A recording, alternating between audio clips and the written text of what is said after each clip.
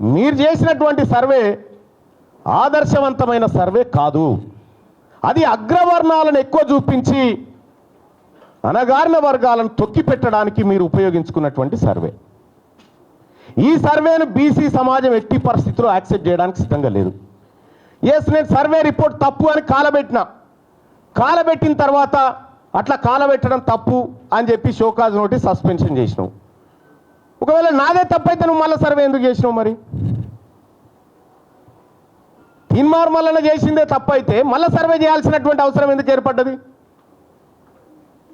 ఇక్కడ సర్వేలో కూడా క్లియర్గా ఫస్ట్ ఏం చెప్పినాం మనం, 3,54,000 ఇండ్లు ఇంకా సర్వే చేయలే, 16 లక్షల మందిని చేయాల్సి ఉంది అనేటువంటి మాట చెప్పినాం.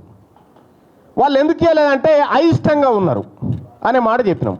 అయిష్టంగా ఉన్నోని దగ్గరికి మళ్ళీ మన ఎమ్యూనరేటర్ని పంపన్నా, లేకపోతే అయిష్టంగా ఉన్నోడే మళ్ళీ మన దగ్గర రావన్నా?